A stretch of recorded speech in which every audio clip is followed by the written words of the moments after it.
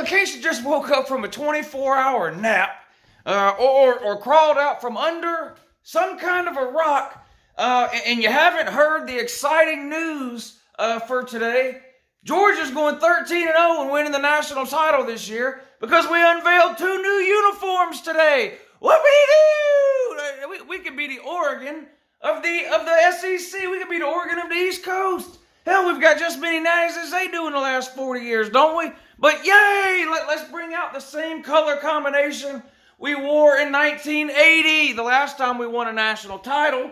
And let's spend all year celebrating and memorializing our last national title 40 years ago, 1980.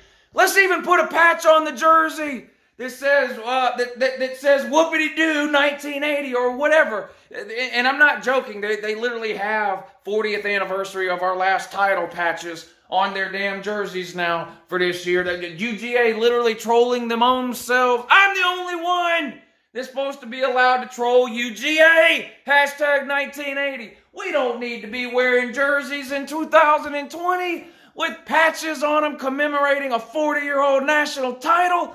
What we need to do is go out and win a new national title.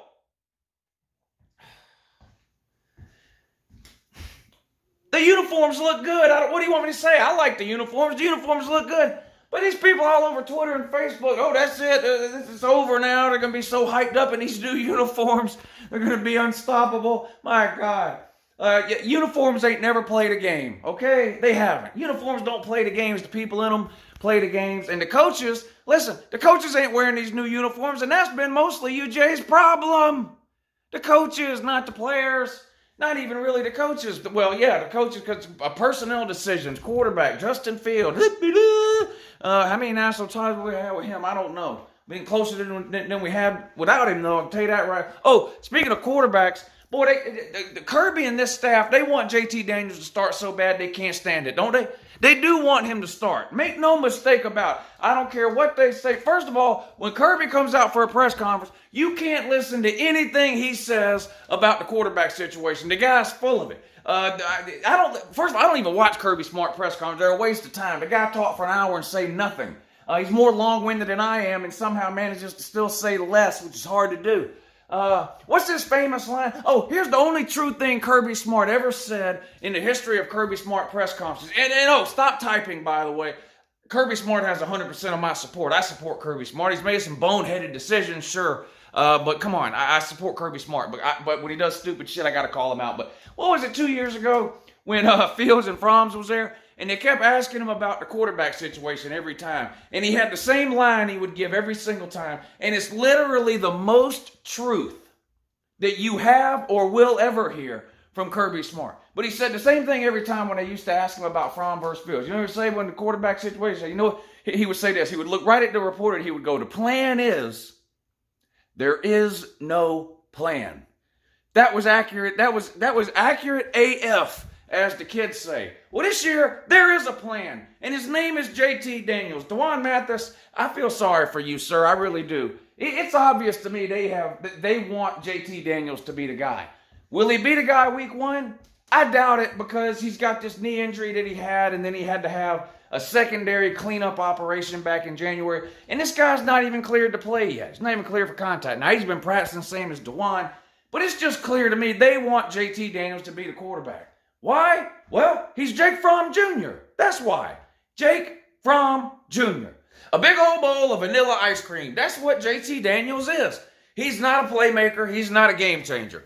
He's Jake Fromm. He's a game manager. He may have a little bit of a better arm than Jake Fromm. I don't know. Jake Fromm may have a little bit better of a football IQ. Well, you hear that term all the time about white QBs, don't you? I don't know. But when it comes to athleticism, mobility, moving around, escaping pressure in the pocket, extending plays, rolling out, running for a first down on third down when the pocket collapses, you can't tell the difference between JT Daniels and Jake Fromm, can you? No, you can't. And that's why they want him, ladies and gentlemen. I don't understand what the apparent allergy is to mobile quarterbacks. And no, I'm not saying you got to have a dual threat guy.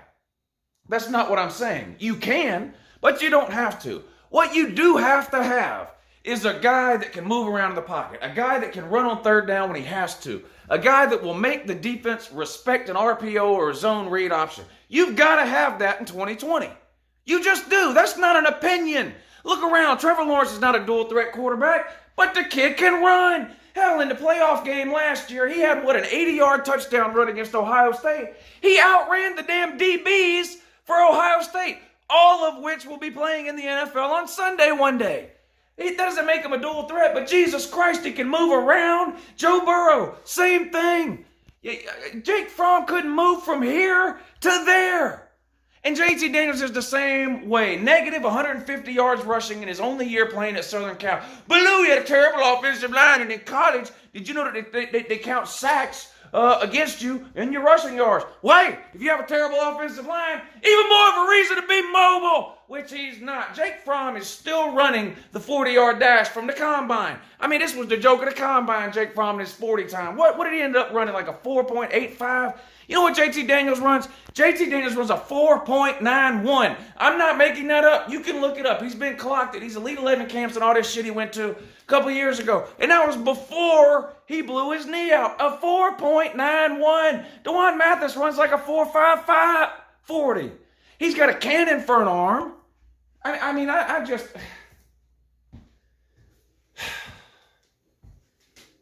Anyway, hashtag 1980, 40th anniversary. Shout out UGA. 2020 national champions, 13-0 because we got new uniforms.